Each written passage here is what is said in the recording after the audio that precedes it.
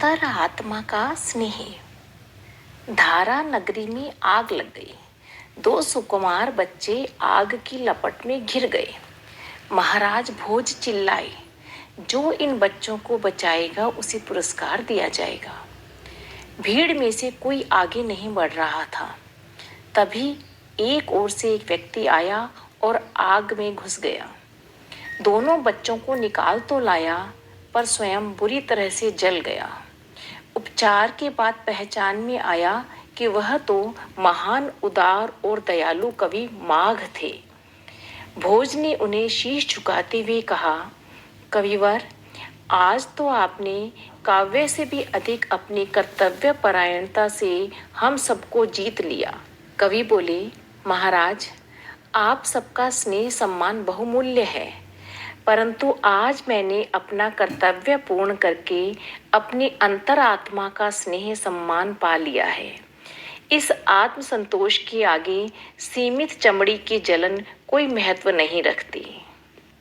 अखंड ज्योति, नवंबर सन 2001। 7 घड़े।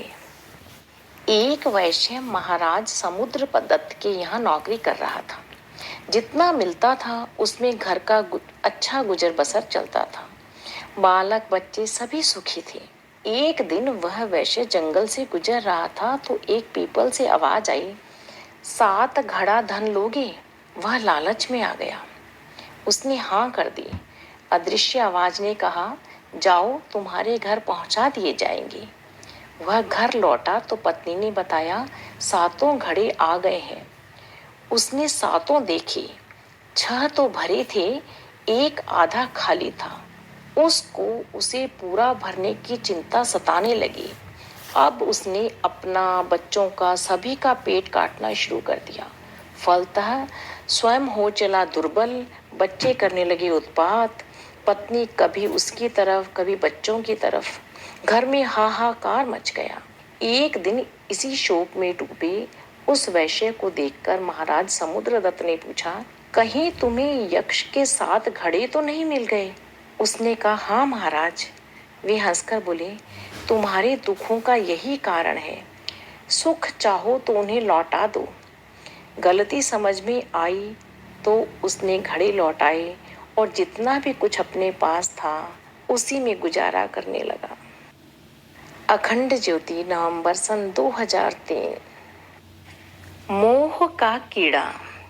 पेड़ का मालिक पके आमों की खोजबीन करने वृक्ष पर चढ़ा भी, पर आम पत्तों के झुरमुट में ऐसा छिपा कि हाथ आया ही नहीं। दूसरे दिन उसने देखा कि उसके सब पड़ोसी जा चुकी। उसका अकेले ही रहने का मोह नहीं टूटा था। अब मित्रों की विरह व्यथा उसे सताने लगी। आम कभी तो सोचता नीचे कूद जाऊं और अपने मित्रों से जा मिलूं, फिर उसे मोह अपनी ओर खींचता। आम इसी उधेड़ बुन में पड़ा रहा। मोह का यही कीड़ा धीरे धीरे फल को खाने लगा और एक दिन उसका सारा रस समाप्त हो गया।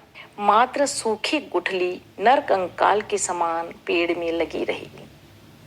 अखंड ज्योति, नवंबर सन 2003।